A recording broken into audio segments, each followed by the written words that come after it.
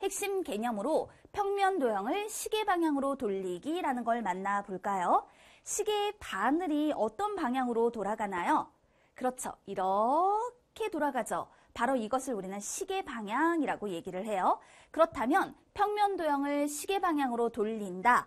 이 표시들을 눈여겨 기억해 줍니다. 자, 일단 처음에 이렇게 삼각형 기억, 니은, 디귿이 있었어요. 그런데 이 표시는 뭐냐면 시계 방향으로 90도만큼 돌렸다라는 뜻을 갖는 거예요. 그랬더니 자, 어떤 특징이 있나요? 위쪽 부분이 오른쪽으로 이동을 했구나라는 것을 알 수가 있죠. 그러니까 이 위쪽 부분이 오른쪽으로 싹 이렇게 이동을 하게 된 거예요. 그래서 이렇게 시계 방향으로 90도만큼 돌렸다라고 했을 때는 처음 주어진 도형에서 하나의 기준을 정해주세요. 그러니까 지금과 같은 경우는 위쪽 부분을 기준으로 하여서 이것이 어디? 오른쪽으로. 그렇다면 처음 주어졌던 도형의 오른쪽은 아래쪽으로, 아래쪽은 왼쪽으로, 왼쪽은 위쪽으로 이동을 했습니다. 라고 말할 수 있는 것이죠. 자, 이번에는 이 표시는 뭐냐면 시계 방향으로 180도만큼 돌렸습니다. 라는 뜻을 갖는 겁니다. 그래서 이것도 역시 마찬가지예요. 처음 주어진 도형을 기준으로 해서 어느 부분을 기준으로 할 것인가 그것을 정해주세요. 그런데 보니까 이 위쪽 부분이 오른쪽으로 갔다가 아래쪽으로 이렇게 이동을 하게 되죠. 그래서 내가 기준을 정했던 이 위쪽 부분이 아래쪽으로 이동한 특징을 발견할 수 있게 됐습니다. 그러면 결국 시계 방향으로 180도만큼 돌려라 라는 것은요. 도형을 90도만큼, 자, 도형을 180도만큼 돌린 도형은 90도만큼 돌린 도형을 다시 90도만큼 돌린 도형과 같더라 라고 얘기할 수 있는 거예요. 그리고 이것을 좀 쉽게 기억을 하려면요. 시계 방향으로 180도만큼 돌린 것은 처음 주어진 도형과 비교를 했을 때 위, 아래가 바뀌고 왼쪽과 오른쪽도 바뀐다. 이런 특징으로 기억을 해두면 더 쉽게 이해할 수 있어요. 자, 그 다음 이건 뭘까요? 시계 방향으로 270도만큼 돌렸다라는 뜻이에요. 그렇다면 이런 경우도 자, 처음 주어졌던 도형에서 위쪽을 기준으로 하여 이 위쪽이 어디로 움직여 갈까요? 위쪽이 오른쪽으로, 아래쪽으로, 왼쪽으로. 그래서 위쪽 부분이 왼쪽으로 이동을 했습니다. 이런 특징으로 표현해 볼 수가 있습니다.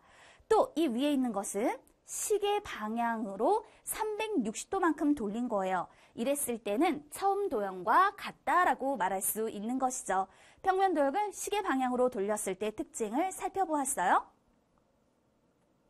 평면 도형을 시계 반대 방향으로 돌리기 해볼까요?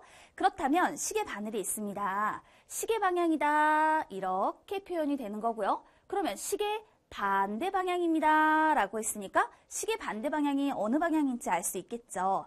자, 처음 주어진 도형은 삼각형 기억, 니은, 디귿이에요. 그런데 이것을 시계 반대 방향으로 90도만큼 돌려줄 거예요. 이때 처음 있었던 이 도형에서 기준을 정해주세요. 그래서 만약에 우리가 위쪽 부분을 기준이라고 했다면 이것이 시계 반대 방향으로 90도만큼 돌려지게 되면 위쪽 부분이 왼쪽으로 이동을 하는구나 라는 것을 알 수가 있어요.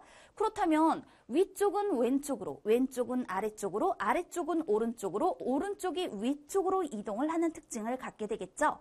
자, 이제 우리는 시계 반대 방향으로 180도만큼 돌려보도록 하겠습니다. 그렇다면 이때도요, 기준을 정하여 그 기준이 어디로 이동을 했는지를 찾아주면 되는 거예요. 위쪽이 왼쪽으로 갔다가 아래쪽으로 가는 특징을 갖게 되겠죠. 시계 반대 방향으로 180도만큼 돌린 도형과 시계 반대 방향으로 180도만큼 돌린 도형은 서로 같습니다. 자, 그래서 이와 같은 특징들을 살펴줍니다. 또 이거 한번 살펴볼까요? 이런 경우는 시계 반대 방향으로 270도만큼 돌린 것이다 라고 말할 수 있는데요. 그렇다면 이런 경우는요.